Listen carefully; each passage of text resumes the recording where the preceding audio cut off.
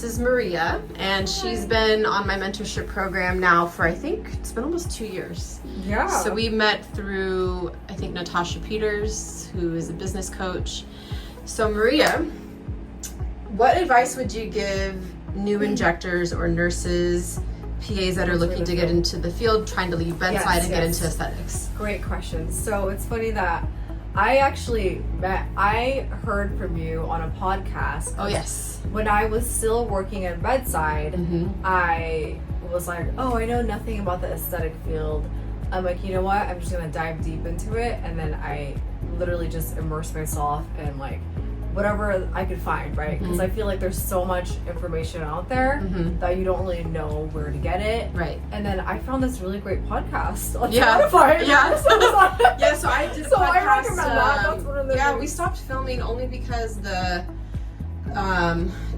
host, my co-host Patty Rappa, she actually started to sell medspas.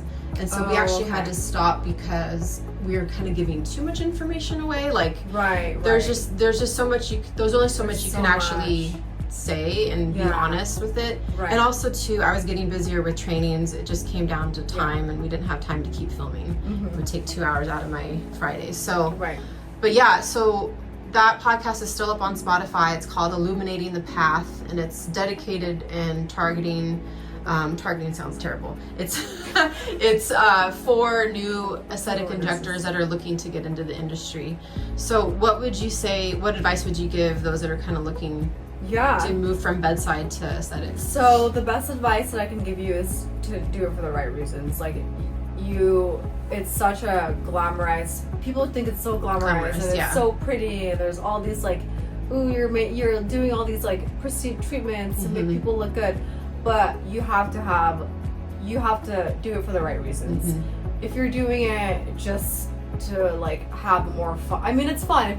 Like, don't get me wrong. Like, if you're not having fun, then you're not doing it right. Like, but you really truly have to love what you're doing. You have to have a passion for it. Do it for the right reasons. Like, do not do it for the money, because I promise you, it's not like you're not gonna be rich. Like, it's not like you're gonna make all this money leaving the bedside. You're gonna have a pay cut at first. Yes, exactly. If you look at just, like benefits and everything, it's like you just really have to do it for the right reasons, and like make sure that you truly have a passion for it. I would recommend maybe starting off at a med spa and seeing if that's like the kind of environment that you like. Maybe again, like I started like, even listening to podcasts or like reading books, or even like talking to real people that you connect with and that you align with. Yeah, networking is really important. Yes, exactly. I think networking is really, really important. But just, do it for the right reasons, and you'll be happy. Otherwise, I mean, it's like you can still get burnt out no matter what field of nursing that you're in. Like, and I'm just saying that from experience. So yeah. So what was your first aesthetics job? Where did you start? my first aesthetics job. So I worked at a med spa. It was about like over an hour from where I live. They were very like machine heavy. They did injectables. They did a little bit of everything. So I got some trainings there, a lot of Botox, like some fillers, but I just found that, there were some things that they were doing there that were like the most ethical. That's what I like. Yeah, you hear that a lot. It's a crazy world. It's like a whole different world. It's a whole different specialty away from the hospital. Like, so again, it is important to like align yourself with, like know your values, and know your ethics, and and I think also researching the laws and like what I see a lot is nurses that are acting like NPs and PAs, where they're doing good faith exams and they don't even know what a good faith exam is, and they're naive when they first get hired because they have no idea that these things are needed. So looking up the laws and asking, and I like that you said networking with other injectors that are already doing it, so that way you know what to look for. And sometimes you don't even know what to ask when you're going around and you're like interviewing at other places and you're not sure, or new places, and you're not sure what to look for. But yeah, that actually that story you hear a lot, and that's how I got my start too. I worked at a place that was completely doing things like unethical and was putting a lot of the nurses' license at risk, just as far as not doing good faith exams and so but that's really common, and it's unfortunate that you have to sometimes start that way. But then you can move up, and it's a stepping stone into the next position. Is. It really helped me actually like move forward and look for the right places, and really connect with the right people. So networking is a big thing. I would really like suggest even getting like a bit, maybe like someone who's in the business already, or like getting yourself a mentor, someone that is really going to be honest with you and really just like tell you how it is, and keep your license safe. You want to protect your license, like that's really, really important. It's like you'd be surprised how much things happen in this industry that you're like, how are you even like getting away with that? So you went solo about 2 years ago, right? Solo injector? I think about 2 years ago. So I met Maria. I came up for a training up here in Grass Valley, California, and I'm here for our second training up in Grass Valley, but we've actually done 4 trainings total where we went to Sacramento and San Francisco with a couple other injectors. And what advice would you give solo injectors that are wanting to expand, or maybe they're like renting a salon suite, and they want to get out of that little space? What advice because you have this beautiful space now. You've got almost 700 square feet, beautiful. You guys need to come up and see her and come pay her a visit, because she's very open. I'm sure she'd love to meet, if you're watching this video, I'm sure she would love to meet you if you're a new injector, and reach out to her at Maria Grace Aesthetics. And so what advice would you give solo injectors that are in a small little space that are looking to expand? I would say definitely make sure, if you're wanting to expand, make sure you have a nice stash put away, because cash money a lot. Exactly. Like don't just do it because you're like, oh, I'm ready to expand, and like take a loan out or anything. I mean, I didn't take a loan out. I would definitely just like wait till you're ready. Wait until you build yourself a solid clientele. Wait until you have the right resources behind you, because it's like, again, you only know what you know, right? I was very fortunate because I was able to have I actually hired a business coach, and I've known her for a while, so she's actually seen my growth. Marissa knows her as well. Her name's Tasha. She's amazing. She's been in the aesthetics, like doing business for a really, really long time, has tons of resources, tons of knowledge to share with me, because as a nurse, it's like, I mean, I'm great at being a nurse, but the business side, it's a whole nother like beast to tackle. So again, like I learn every single day, and you want to stay within your budget.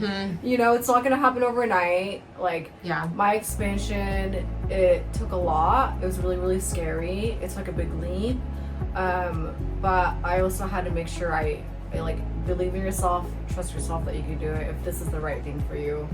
So I mean, definitely get a business coach. That has been a really big lifesaver for me. She really helps me just like, look at my numbers every month, look at the things that I'm supposed to be doing, get goals. Like it's really, really beneficial. And you're offering injectables, microneedling. You haven't brought on a device yet, and we were talking about that earlier during our training about when you're ready, and you really want to first kind of get your bearings here, because you've been here for about 2 months at your new space, and I think that's really wise. I think that jumping in and getting a device right away is going to leave you with really high monthly payments, having to pay off your device if you don't have a client base, and if you're still in the red if you've just put a bunch of money into opening up a new place. So I think that's good.